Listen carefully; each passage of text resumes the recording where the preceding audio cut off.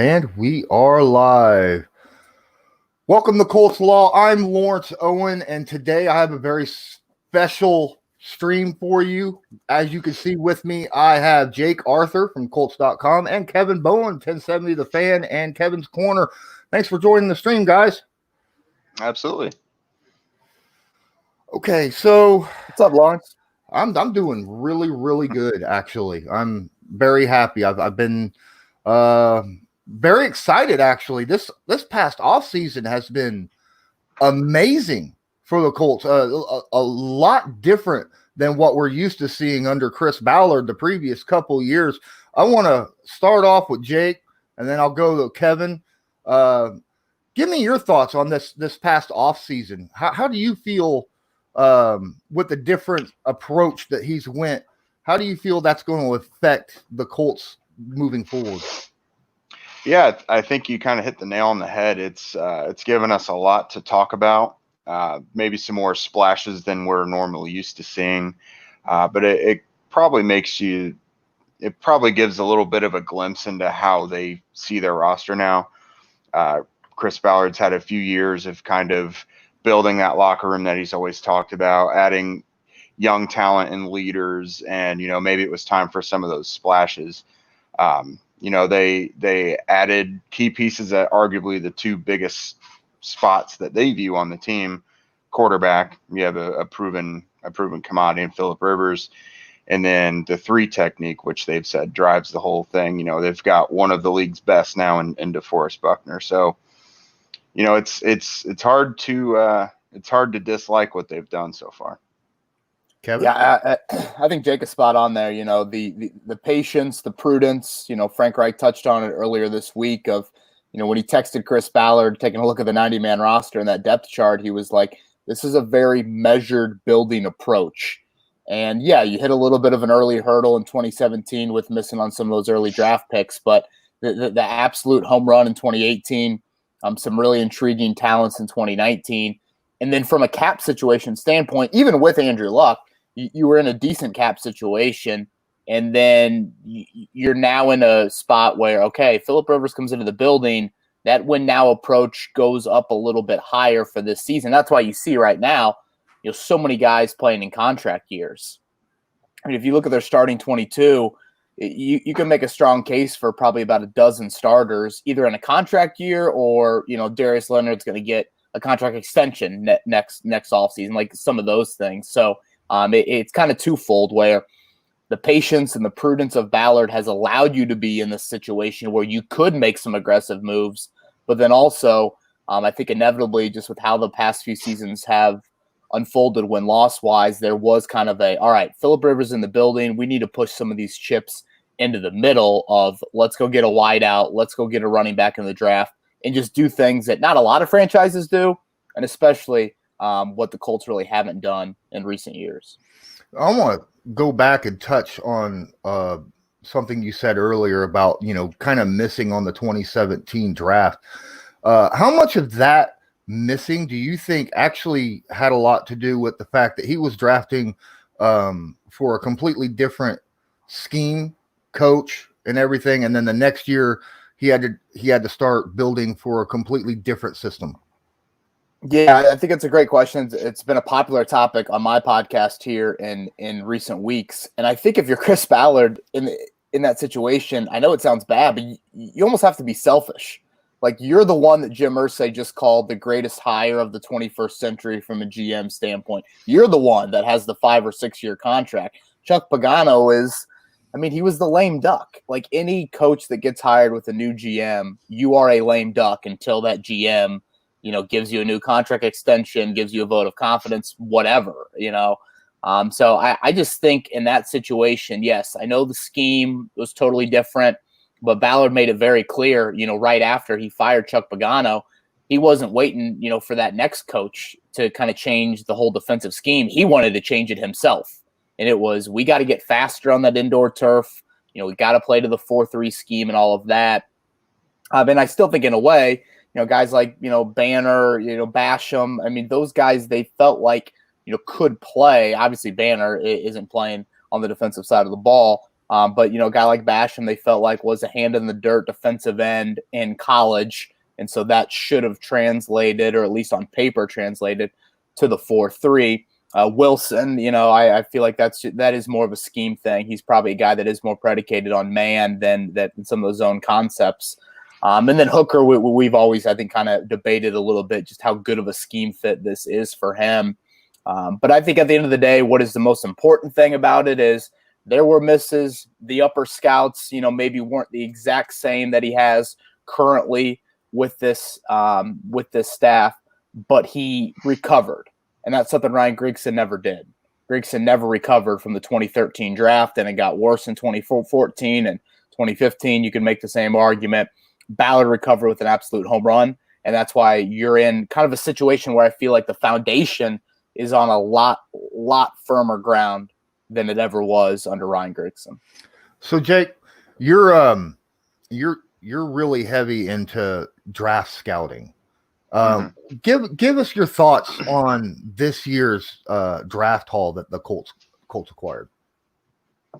So I think they had a nice blend this year of not only meeting some of their needs, but they also did exactly what Chris Ballard always says, and they take the best players available.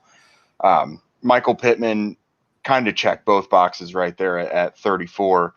And, they've also said they see him as a true X receiver, which is just an alpha dog type receiver. He can man up, or he can line up and press man coverage, beat those presses off the line. He can go over the middle. Those guys do a little bit of everything. And I thought it was a great complementary piece if you take T.Y. Hilton and Paris Campbell into account. T.Y. Hilton can be that other outside guy who maybe you can take advantage more of that speed. And then they mentioned Paris Campbell might be doing a bit more from the slot this year. That pick just perfectly complements that receiver class. And then Jonathan Taylor, did they need that position? No. But if you look at the Colts running back group a year from now, maybe so. But it's something they felt like could take their run game even to the next level. I really like what they did with their defensive backs and Julian Blackmon and Isaiah Rodgers. Two guys who are maybe undersized. They don't have the physical traits you're looking for necessarily. But Chris Ballard has also said, if they've got some sort of special trait, that can make up for deficiencies in other areas. And for those guys, it's their football IQ and instincts is very top notch. It's above average, and their playmaking ability and ball skills. Maybe you give up a little bit of size, but you're also getting guys who can, they're smart enough to make up for those deficiencies, and they can make plays on the ball. Danny Pinter is someone I started doing a lot more research on after they drafted him, obviously. For someone who had very little fanfare coming into the draft, especially someone who played locally, and very few people knew much about him. It was kind of surprising to see that he didn't have that fanfare, because Chris Ballard glowed about him after the draft. And you can see why. He's versatile. He appears to be a quick learner. Tight end his first couple years at Ball State, and then played right tackle after that, and was first team All-MAC in just his second season as a true offensive lineman. So they say he's probably going to be more of an interior lineman moving forward in the NFL. With his track record, you would think he should be able to adapt to that, because he also earned pretty much every leadership, hard work, team captain type of thing that Ball State had to offer from their football team. So another guy with a great head on his shoulders. And then, you look at a couple guys like Desmond Patman. He's got a tough battle ahead with the depths of the Colts wide receiver depth chart. but it's easy to see why they like him. Height, weight, speed guy. He can go up and get it. So you always want those type of guys. And that's the kind of receiver Ballard has been adding for the last few years. And Jordan Glasgow, although his technical home position is linebacker, I just see a really potentially good special teams guy. And for those types of players who really embrace that role, they can be stars in their own right if they just totally lean into it. You look at guys like Matthew Slater and Justin Bethel on the Patriots. They made 10-year careers out of being special team superstars. And if the Colts think they got even a sniff of that in Glasgow, then that can be very valuable in its own right. Because the Colts have seen, if you think of like Sergio Brown, and they just had, his name escapes me right now, but he was one of the depth corners, I think, over the last year or so. Really, really strong special teams player. Chris Milton. Yes, that's right, Chris Milton. Really valuable players in their own right. And Milton was picked up quickly and saw some action with the Titans right after. So those type of guys can be very sneakily valuable. So overall, I think the Colts did a really good job of blending, again, another group of high character leaders, and it mixed needs with, luxury picks and the best players available. All right, so Kevin, we're going to jump a little bit here. Offensively, last year it was a bit of a letdown. Mostly, you could look to injuries as a very big reason for why some of the letdowns, especially in the passing game, happened. And then obviously, when teams aren't afraid of the pass, they can focus more on the run. With the additions and the health of the offense this year as a whole, do you expect a major jump? I do, yeah. The bar was set pretty low with that passing offense last season. And so I feel like, any notable jump will be significant. Even if you are a middle of the pack passing offense, that's a significant jump. That's 10, 15 spots, in some of the league rankings. And I think that was why they felt like the move was needed at quarterback. But as you said, Lawrence, health is paramount because T.Y. Hilton has to be that alpha for you. He's still got to be that guy that an opposing defensive coordinator on a Tuesday night when they're game planning, it is, how do we take away 13? Because he is the game breaker. And now if you feel the need to commit, multiple coverages or roll a safety over or shadow, have an opposing corner shadow number 13, that's where Michael Pittman, as Jake said, as that X wideout, can win man on man. And, Paris Campbell can be a guy that yards after catch. You see some of the stuff he did at Ohio State that, a flash against Pittsburgh, a flash against Tennessee in the red zone, but not enough of it when he was healthy. And then obviously what you've done from a run game standpoint speaks for itself. It's something I actually just posted on 1075thefan.com earlier today. The Colts run game was really good last season. Really good. I think they were 7th in yards per game. I want to say 11th in yards per carry. So again, upper half of the league, and based off, franchise marks, historically good. It was absurd, rushing for over 2,000 yards and the yards per carry. But when they faced the elite run defenses, that group kind of wilted. And I almost don't fault that group so much, just because I think the biggest factor was your passing offense never really struck fear into the opponent. And when a defense feels like they can load the box and they know that's your bread and butter and you're not going to hit them with a bunch of chunk plays, what's the need to try and account for that or feel like you have to? And so I thought, when you look at the Tampa Bay game, the New Orleans game, Oakland, those were the 3 teams with top 10 run defenses. You didn't really sniff 3.5 yards per carry in those games. So I think now with better balance, obviously you add in Jonathan Taylor. I think there is an ability to just where your run game can be more of a dictating run game, where you just aren't feasting on the middle of the pack bottom feeders. Now when you face a top 10 run defense, it might not be like what Tennessee did in the playoffs, but it might be 3.8 per carry, 4.1 per carry. And if you can do that, that all of a sudden makes you potentially a top 10 offense. So I do think there are a lot of pieces in place. If the offensive line can hold up, which I think is the most critical aspect to this football team, especially on the offensive side of the ball, considering who your quarterback is, then I do think there is a high ability for this unit to be, a top 10-ish unit in the league.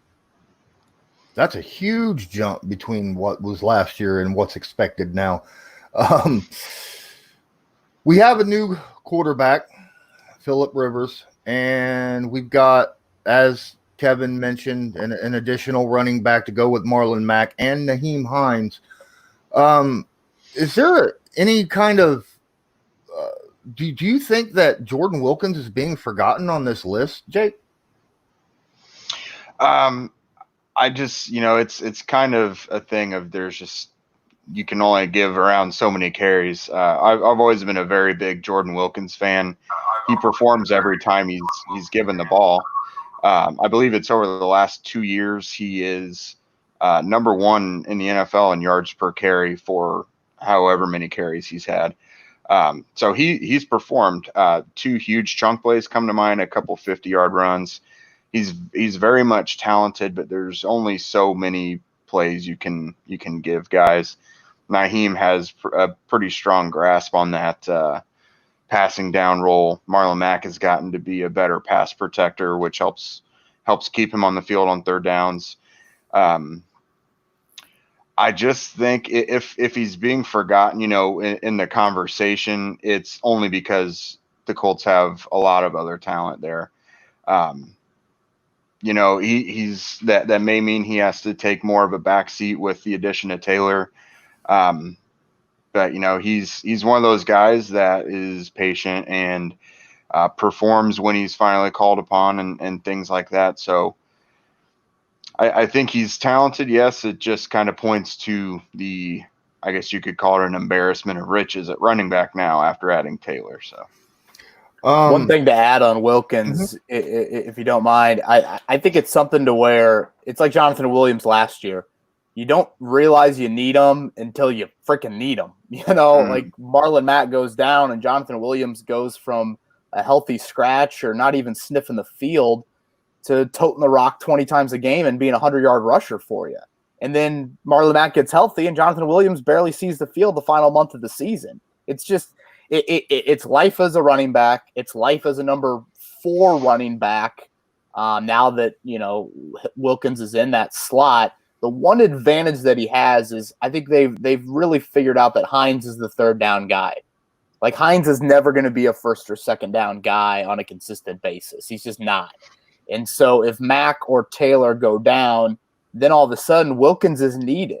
But if everyone's healthy, it's a dogfight, in my opinion, for him to solidify himself as a guaranteed 53-man roster spot. Because I think what we have to be honest with is you've got a fullback now. That's another roster spot. What does that take away from? Does that take away an extra tight end? Does that take away a 6 wideout? Roosevelt Nix is a guy that can play on special teams. Jordan Wilkins has played on special teams. Those things you always think about. Of course, at that position, one injury means you need Wilkins. So I'll be really curious to see how all of that plays out and how the Colts use kind of their practice squad because I don't think any of their undrafted free agents were a running back. Okay. So focusing on the running game, since last year, as you said, Kevin, they did a fantastic job altogether in the run game.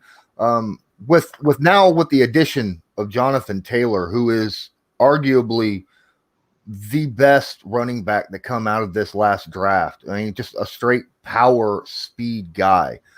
Something that, the Colts haven't had power with speed in the same player in a very long time. With that addition of Marlon Mack's abilities and Nyheim Hines' third down abilities, how do you guys, we'll start with Jake on this run. Where do you expect the running game? What level? Like, do you expect it top 10, top 5, top 3? What are you expecting from this? So I think with the additions, like Kevin said, you have a fullback now. Who knows how much of that is a special teams thing? Because he is pretty noted for his special teams ability. But you have a fullback now. Jack Doyle is a very good run blocker. Trey Burton was Pro Football Focus's #1 run blocking tight end just a couple years ago.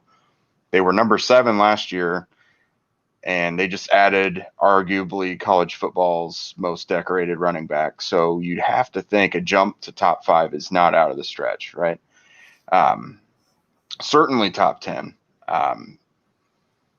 And the best thing about it is now with Phillip Rivers, they're not going to see as many loaded boxes, you would think, right?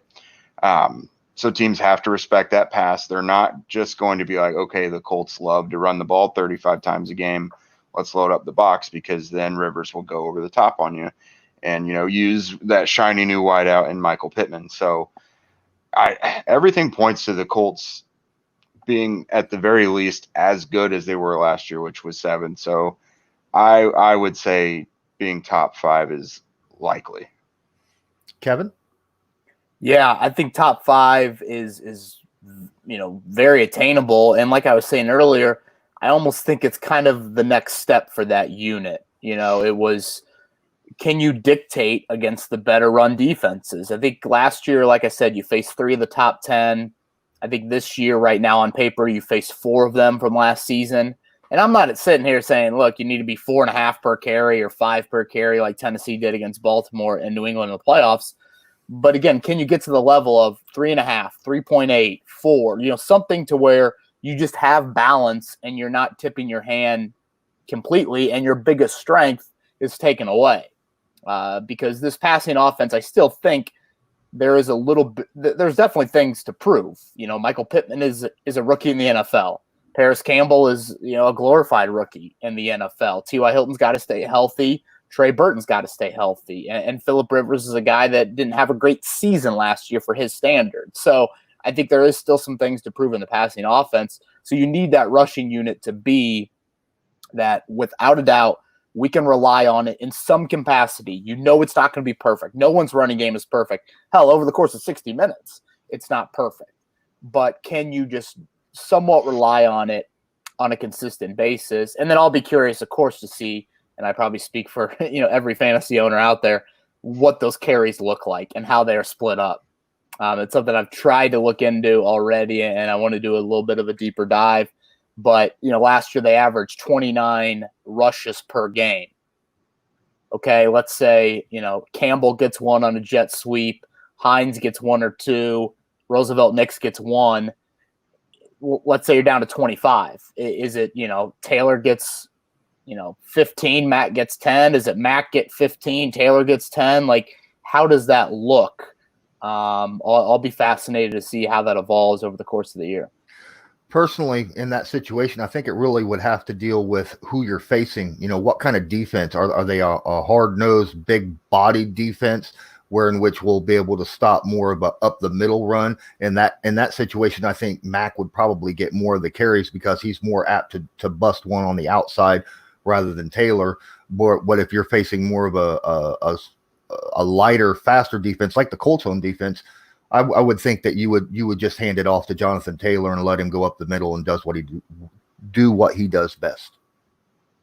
I'm curious, Jake's thoughts on this, watching Taylor more at Wisconsin. When I watch him, and this is probably a lot to do with Wisconsin's offensive line, just how dominant they are, I see more of Taylor's speed than I see 226 pounds.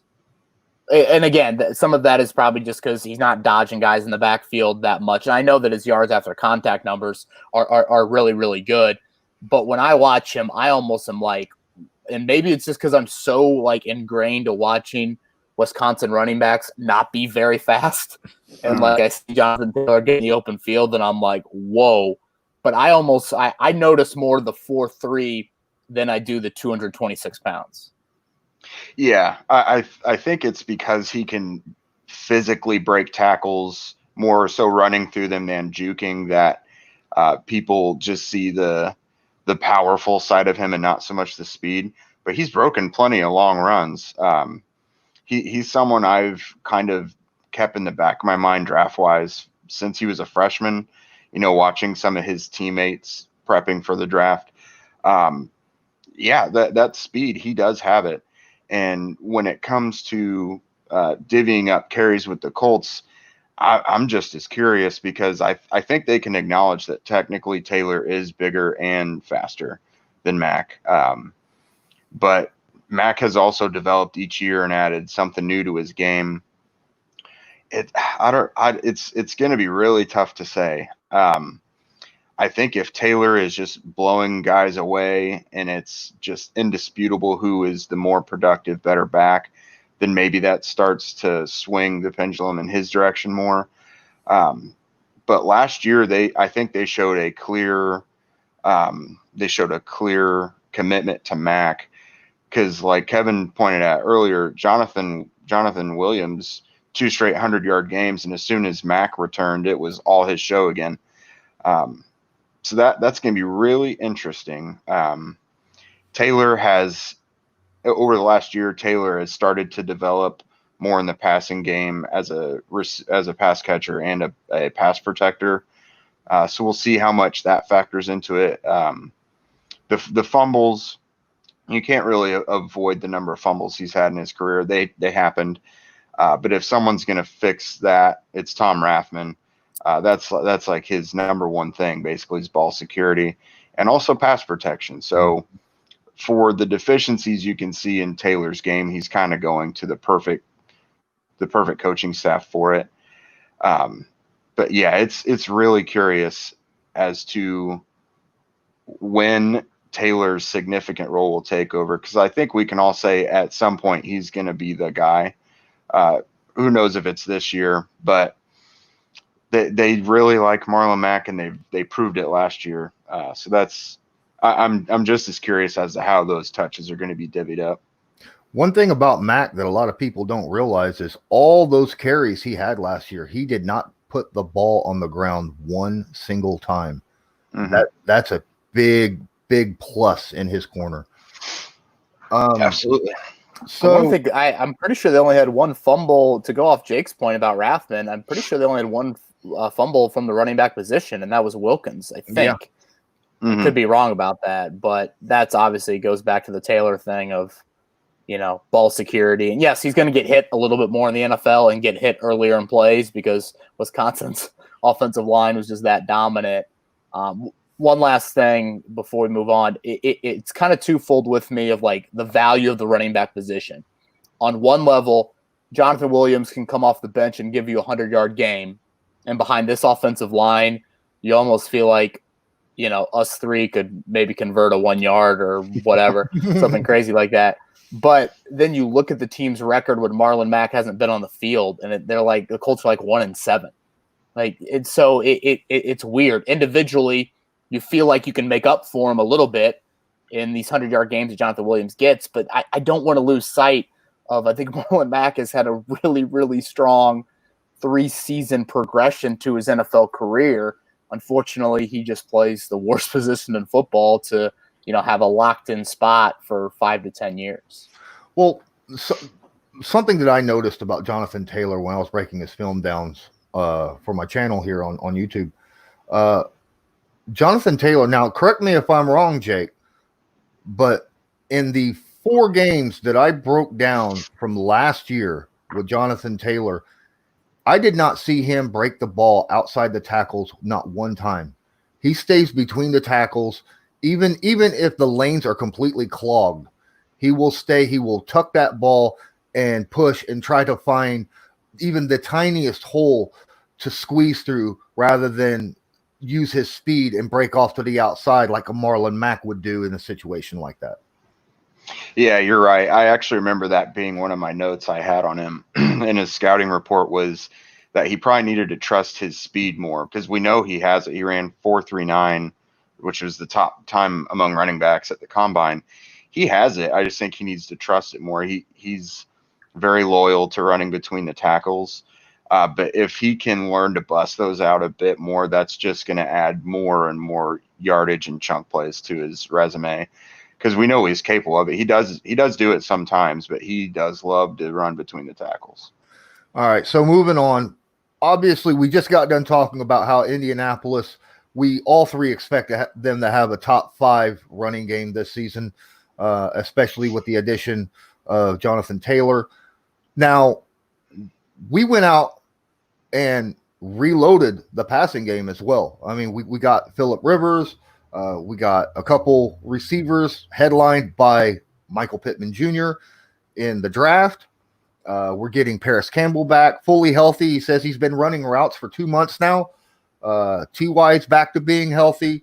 What are our expectations in that passing game, and how much of an upgrade, if at all, do you think Phillip Rivers is going to bring over last year with Jacoby Brissett?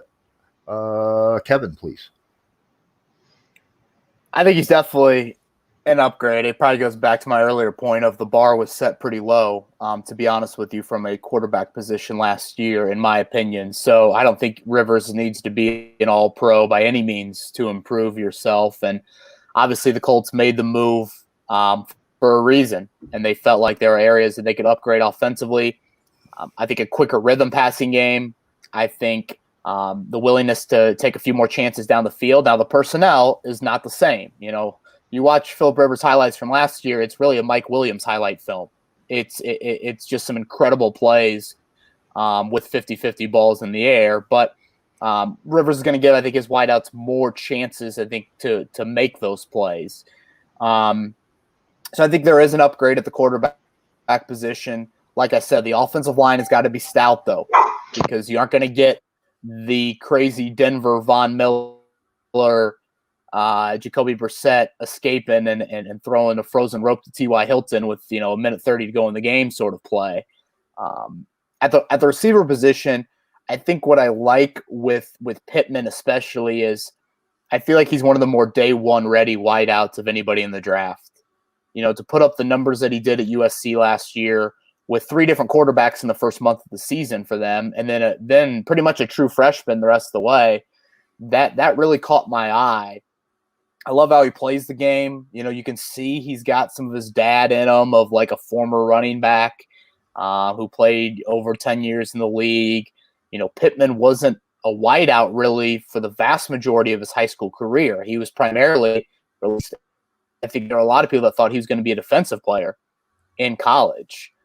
So he's done a lot of dirty work, was a great special teams player for USC. I remember Graham Harrell, their offensive coordinator. I think he's only been there for 1 year.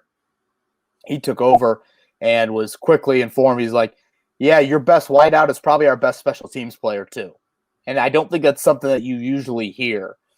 So I think Pittman plays the game with a physicality at 6'4", 220 that has just been lacking. So I'm very, very intrigued by and I'm still bullish on Paris Campbell.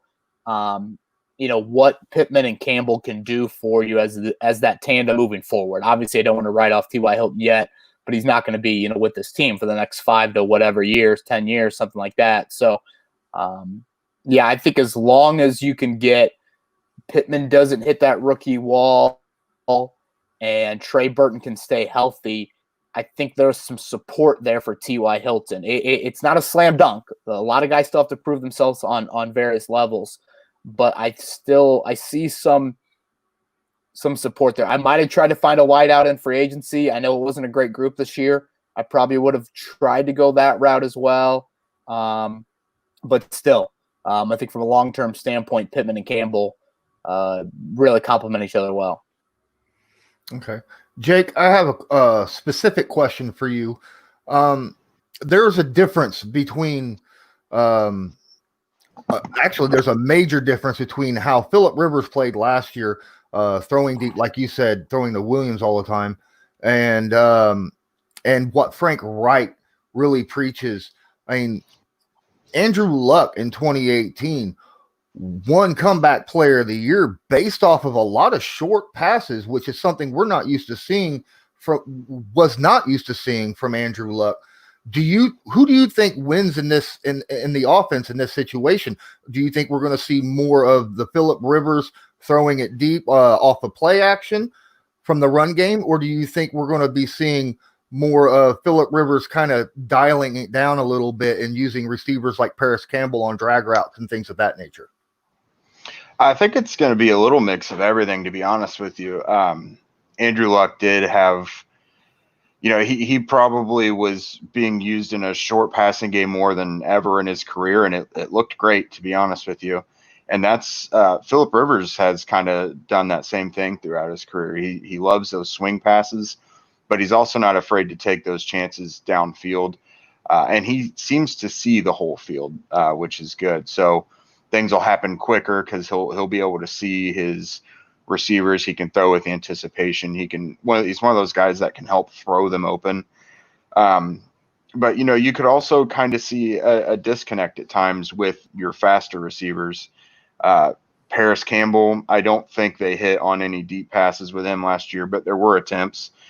T.Y. Hilton wasn't so much getting those downfield shots we're used to seeing. So those guys, I think that'll be big for them too, specifically. Zach Pascal seems to do very well downfield on play action. I think the first Houston game comes to mind where they just killed Houston with play action. And, now their run game is even more of a threat than it was last year, and as is their quarterback position. So play action should be pretty big.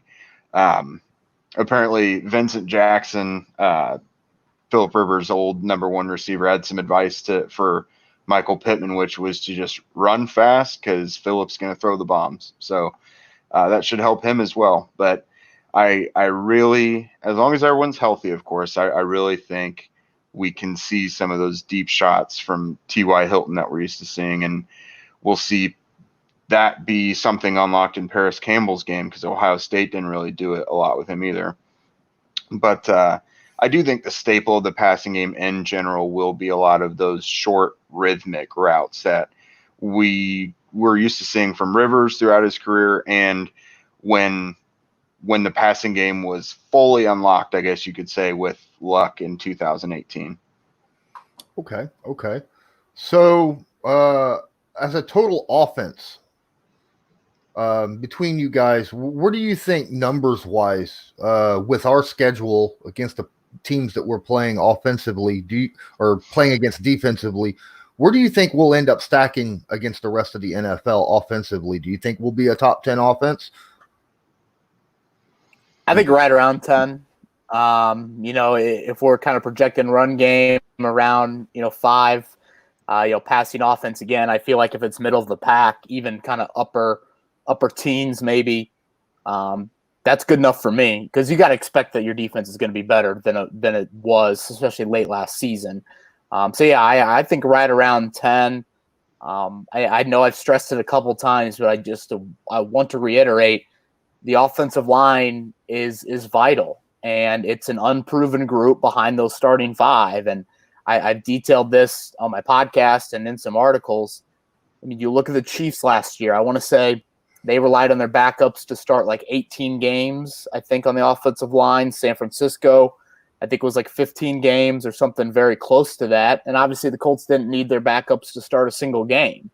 And Danny Pintner is a very intriguing prospect in my mind, but he's never played guard in his life. And you're asking him to maybe be your top reserve. Raven Clark, who knows where he's out, out at tackle, and Jake Eldrenkamp, Javon Patterson, who else you going to throw into that offensive line mix? So that's where I just want to make sure that if all of a sudden, it's a sprained MCL and a guy's out for a month, or, a high ankle sprain and a guy's out for a couple weeks, that offensive line group is still going to be extremely important to maintaining that continuity and still playing at a really high level. All right, Jake. Yeah, absolutely. I think, like Kevin said, if we think they're going to have, a top 5 run game and just not have a bottom 5 passing game, then that almost de facto puts you around 10. And that should be just fine.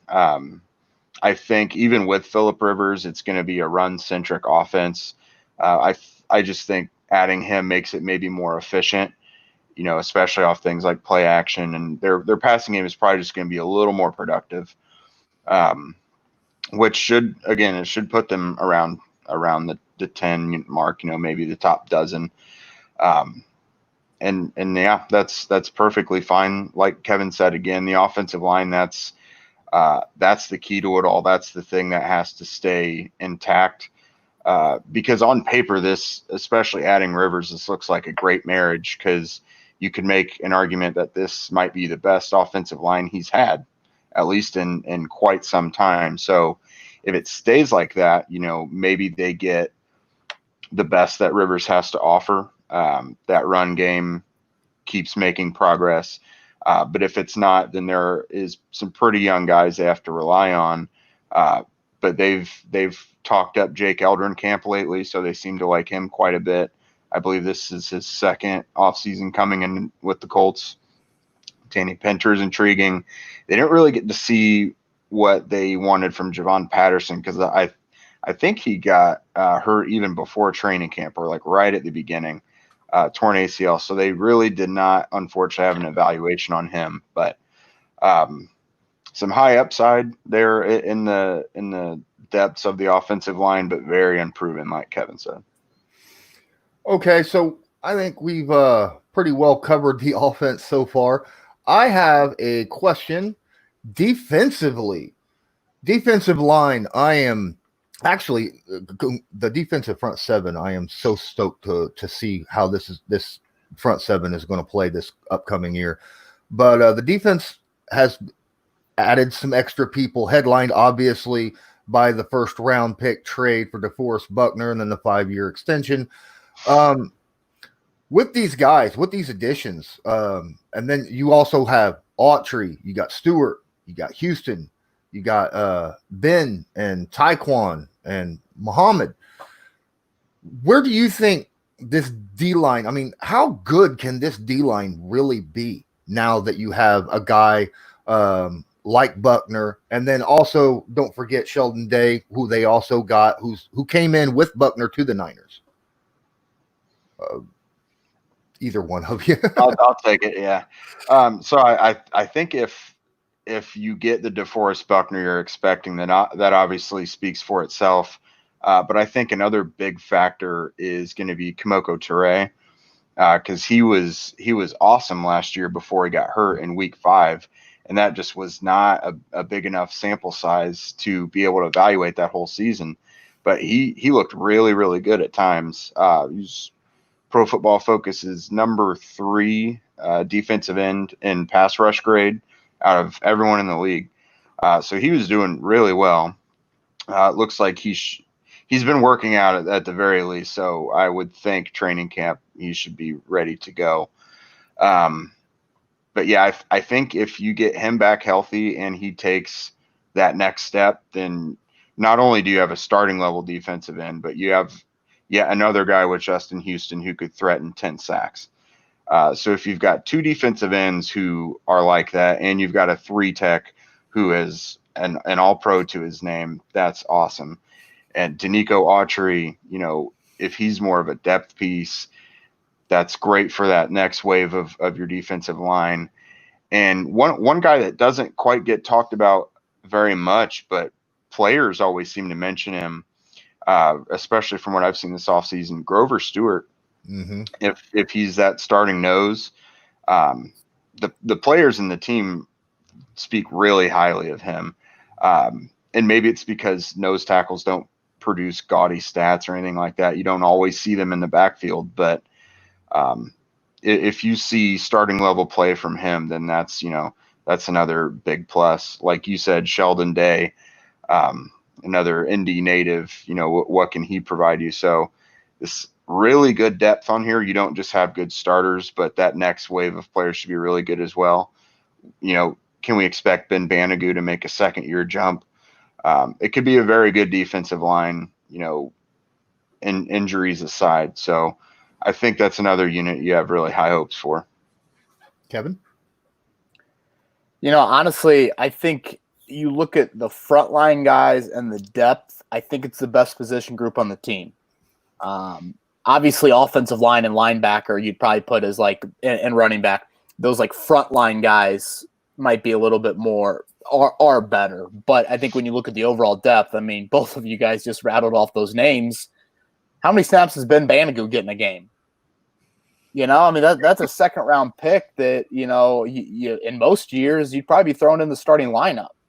Sheldon Day started on a Super Bowl team last year.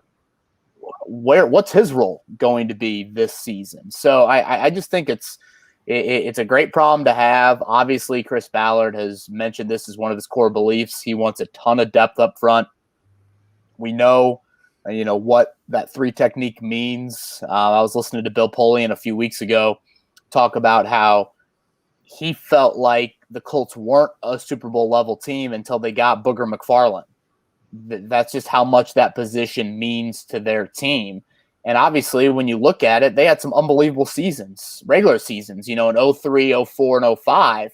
And then until they get Booger, they don't make that jump. And maybe you don't beat Baltimore in that Super Bowl run, or, have the type of defensive effort you did against Chicago in the Super Bowl. So I think that position just means so much. And it's a very, like I said, I think it's probably the best group on the team, depth and high-level talent factored into both of those things. But it's also a group where you have a ton of pieces, but how do they all fit into the future puzzle?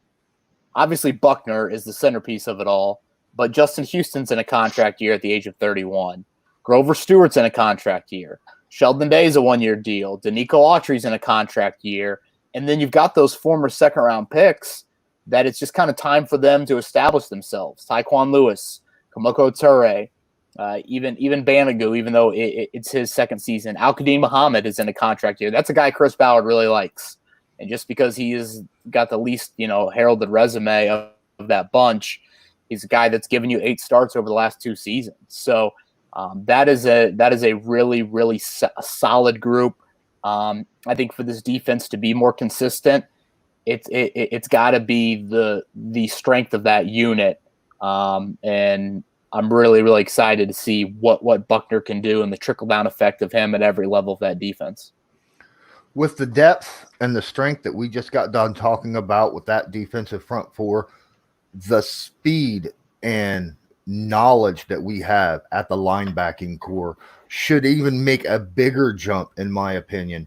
I mean, when we're talking about the speed guys like Okereke and Leonard, and then just the football knowledge that Anthony Walker Jr. brings from the Mike position, the front seven's going to get their penetrations, and they're going to get the offensive line open up so that these linebackers can move past them to make plays behind the line.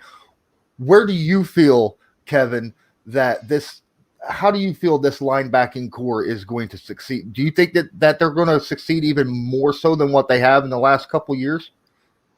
I do, because I think they're going to be running a little bit freer, with the emergence of Stewart last season, and then what Buckner is going to bring to that 3 technique. And, even if you have Autry maybe out at end on those early downs without Jabal Sheard, I do think you'll be able to just, guys got to the second level, I think, a little bit quicker last season to Darius Leonard. And he got, still had an outstanding season, but he just got a little bit swallowed up in traffic, and he needs to run free. He'd be the first one to tell you, he's playing at 220 pounds on a good day. He's a guy that needs to be running free. Obviously, I think from a position battle standpoint, Anthony Walker or Bobby Okereke, who gets the more playing time, how those two share snaps. Do you still play the Sam position a good amount? That will probably be the biggest, I think, individual outside of Marlon Mack and Jonathan Taylor, probably the biggest individual storyline in terms of a one-on-one battle, because they talked a lot about it last offseason. Never really got off the ground in training camp to that much. And I'm a big Anthony Walker guy.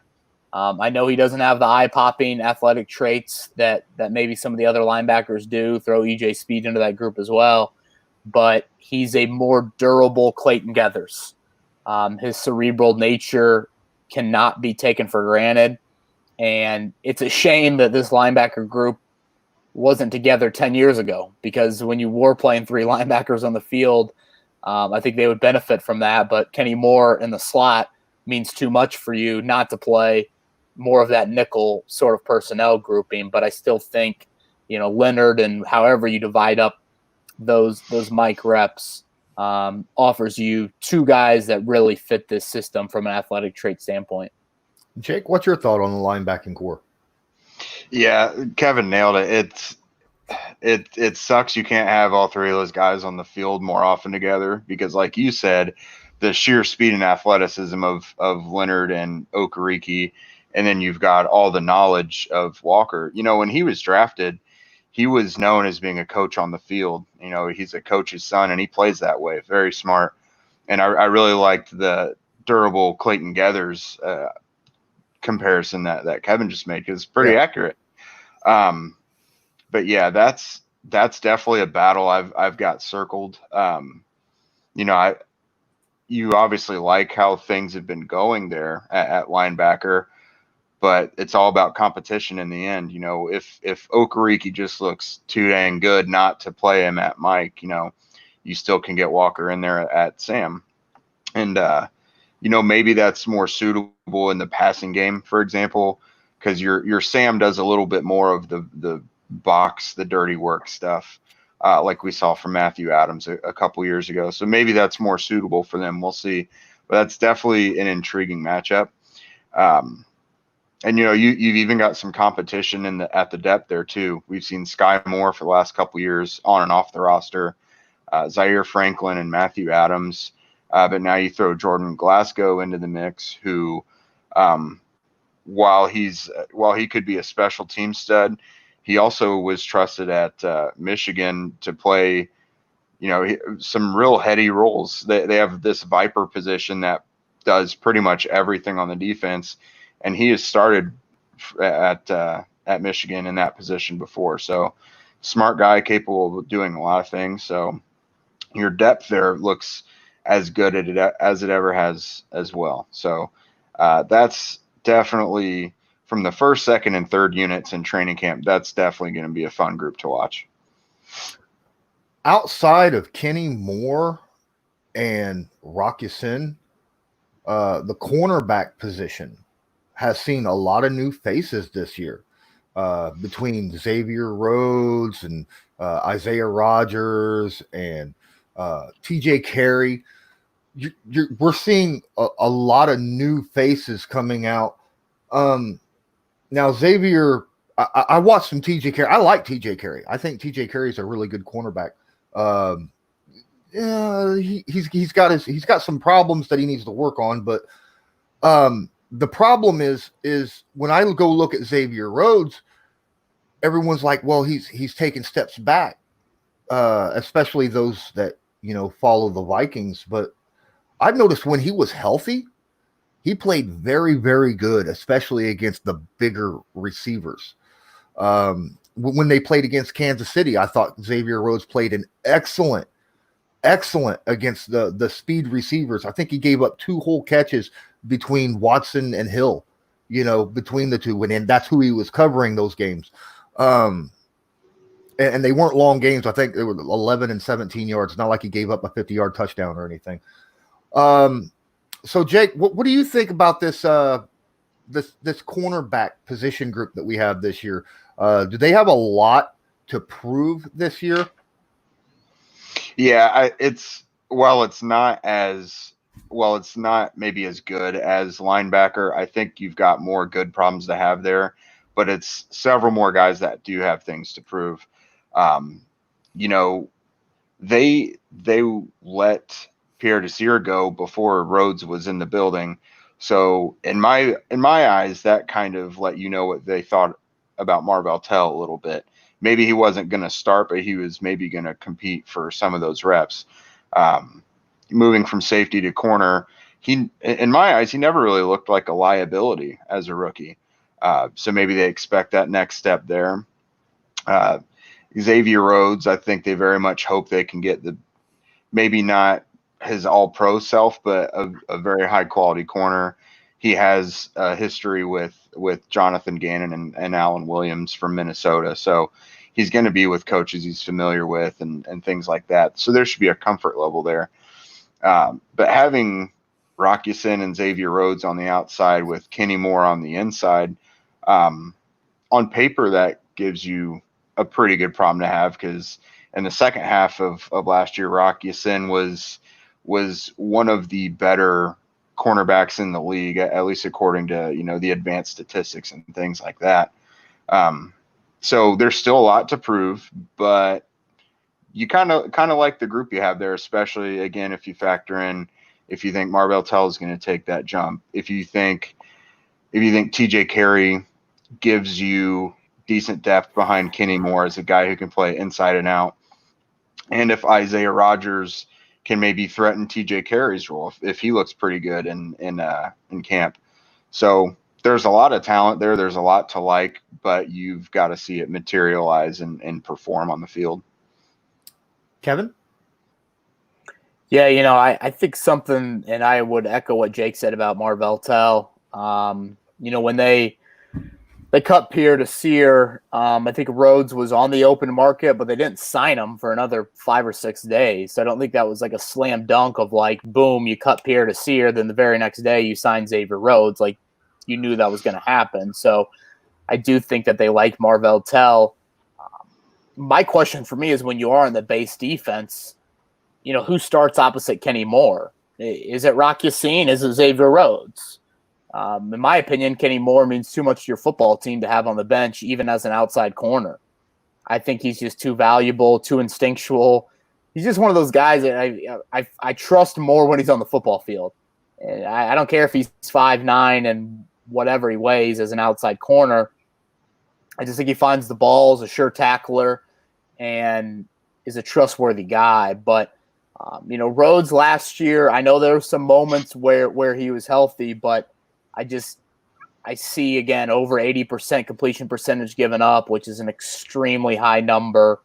And, the passer rating was high as well. And you have the question, similar to Pierre to Sear at this point of his career, while Rhodes has been much more healthy than Pierre to Sear, he is reaching the age of 30. And it's just like, okay, any little nick at a 30-year-old corner, that gets exposed real quick.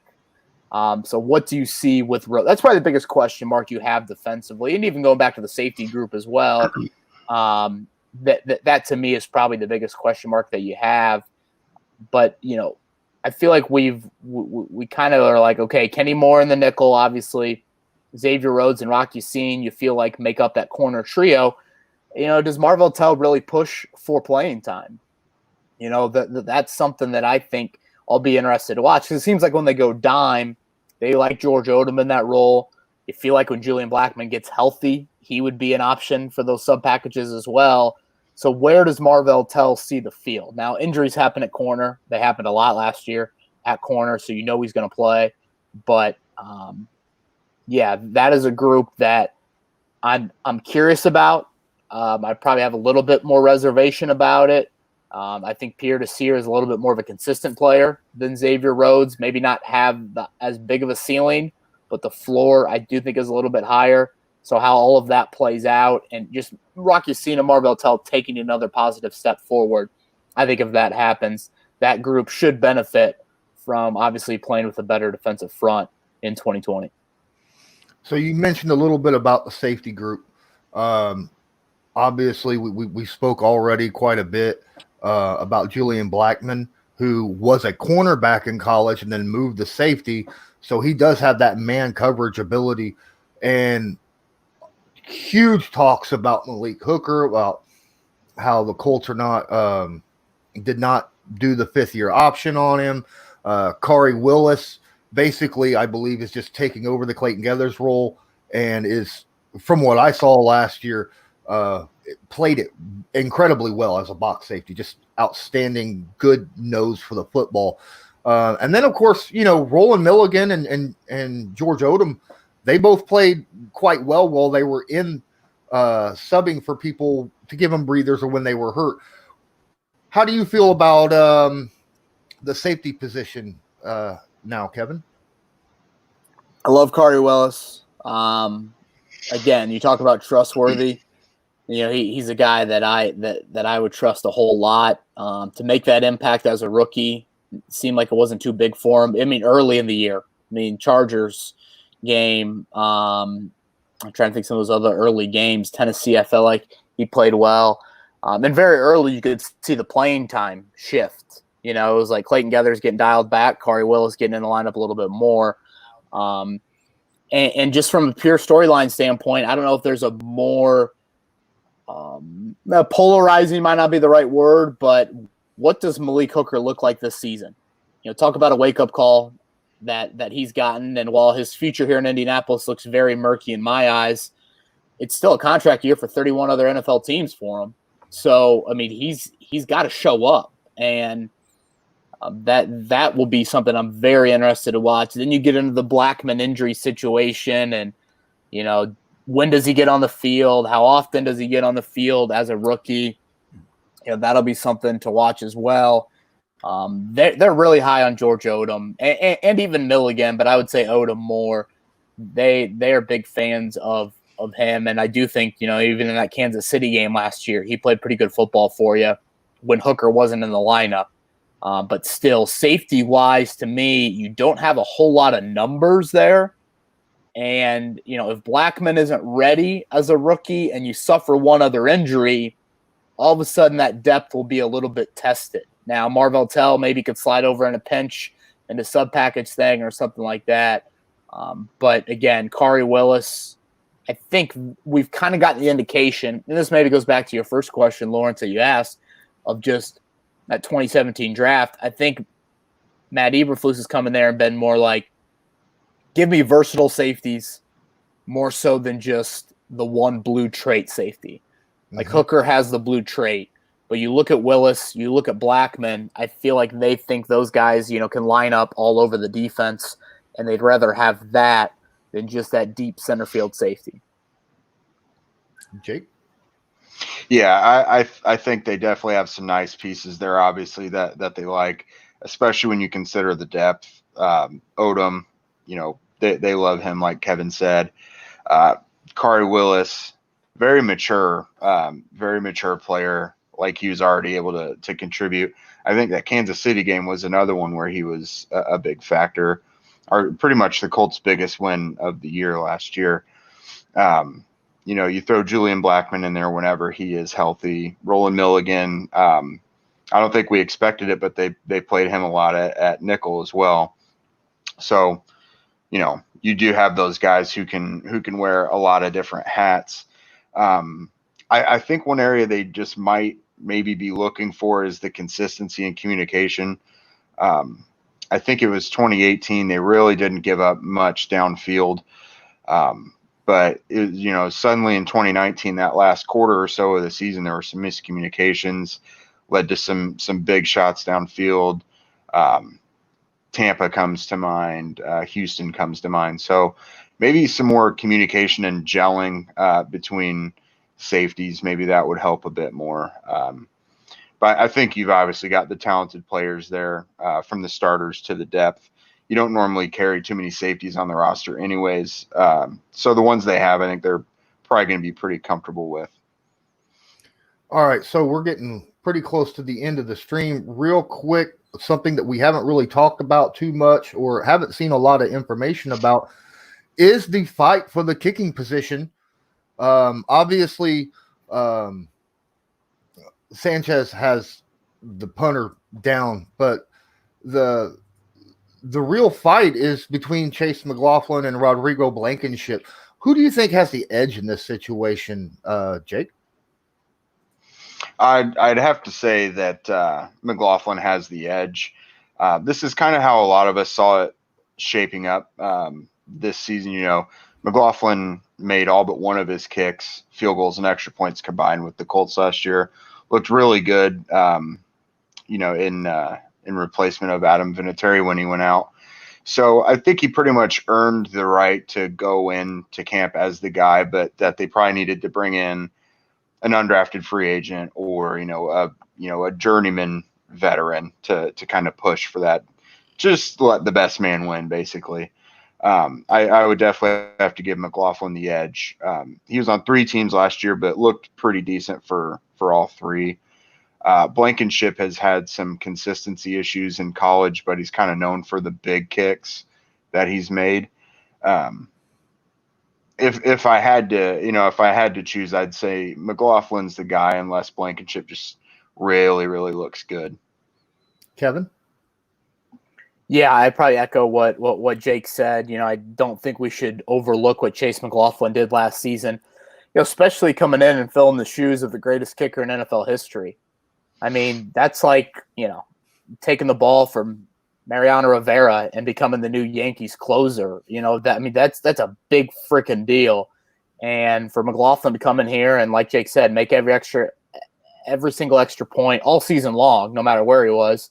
And then, the field goal he missed was off the uprights and hit a couple. He was about the only one that played well in that season finale down in Jacksonville. Made a couple long kicks down there as well. So to do that on a short week, amidst all the turmoil for himself of bouncing around and kicking competitions and Tuesday tryouts and all of that, job well done. And, kicking the NFL is a totally different animal than kicking in college. We know full well, just how difficult it can be to evaluate kickers and who's going to kick well and who's not. So I would give the slight edge to him for sure. And we'll obviously see how it plays out come training camp in the preseason. All right. One last thing we want to talk about. I'd like each of you to give me one offensive and one defensive player that you think everyone should keep an eye on this year that may go above and beyond either expectations or how they played to this point. Kevin, we'll give it to you first. Oh boy. Well, thank you for giving it to me first. You're welcome.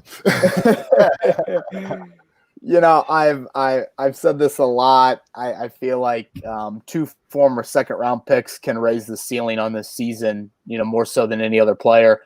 And that would be Paris Campbell and that would be Kemoko Turay. I just feel like even when Campbell was healthy last year, he averaged 7 yards per catch. And was he really healthy?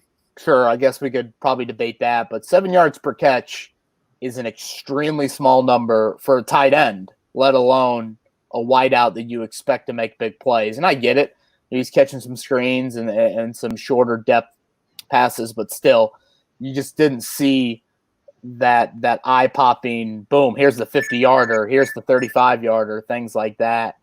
So I think Campbell on offense, and then I know Jake touched on Turay a little bit earlier. I mean, he's the fastball. Buckner, I think, is maybe the most well-rounded pitcher you have. Houston's probably, got the 88-mile-per-hour fastball, but he can pitch pretty well. Turay's got the speed. He's got the heat, and I think it's the ideal complement to what you have up front. And I think he's learning how to become more of a rusher.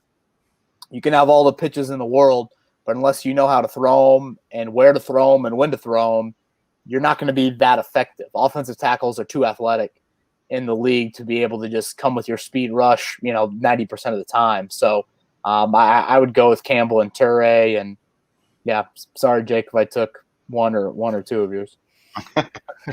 No, you're good. So for me on offense, mine's going to be more of a don't forget about me guy, and that's Zach Pascal.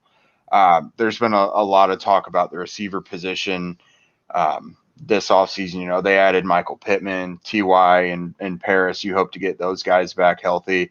But Pascal, we didn't really think much about him going into last season out of training camp because the receiver competition was pretty good. Wound up being their number one receiver for much of the season due to injuries, and he performed pretty well.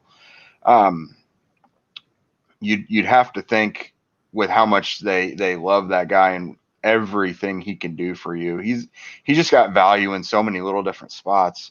I wouldn't be surprised if he earns Phillip Rivers' trust and becomes, a pretty consistent contributor to the offense throughout, despite Pittman and Hilton and Campbell. And we all know injuries happen that could bump Pascal up the depth chart a couple more spots again. And then with a quarterback like Rivers, maybe that means he's even more effective than he was last year. And then on defense, it's really hard for me not to go with Turay. So I'll have to be a sellout and go with Turay too. Missing pretty much the last 3 quarters of last season, it's kind of easy for people to forget what he did in that very brief time. And then he showed some flashes as a rookie as well.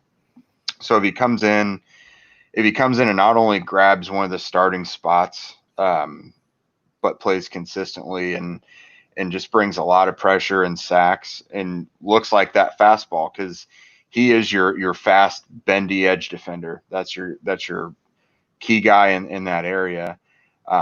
Then he'll make a lot of people say, "Oh yeah, I forgot how good he might have been." So that's my defensive guy. I got to go with Teray. Okay. Well, I appreciate that. So I'm down in the description, everyone who's watching, I got a couple links for each of these guys who are, where you can find them on Twitter or whatnot. I think I got Kevin's website off 1070, and Jake's Facebook page as well. But while you're here, Kevin, go ahead and tell people where they can find you. Yeah, it's a Bowen 1070 on Twitter and Instagram, and then Kevin's Corner is the podcast, and the written content is over on 1075thefan.com. So that's where you can find me on, I guess, multiple platforms. Jake? Yeah, for me, written content on Colts.com, trying to keep topics, fresh and going throughout this slow portion of the season. And then on Twitter and Facebook at Jake Arthur NFL. And I think my Instagram is Jake Arthur _. I don't use that quite as much, but that is where you'll find me. All right. Yeah, I don't use Instagram nearly as I can't figure it out. I'm too old, apparently, for Instagram. Well, I want to thank you guys for joining me. I had a blast talking about the Colts, man. Thanks a lot. I just really appreciate it. Yeah, thanks for having us. Enjoyed it. Everyone stay safe out there, and 2 months till training camp. Knock on wood. Amen. I hope that training camp actually comes out. I'm wondering if they're going to be like last year, even with the COVID-19 allowing fans to sit and watch. It might be a little early for that, but it'll be interesting to see if that happens. But until next time, I'm Lawrence Owen. This is Colts Law, and I want you to have a good one.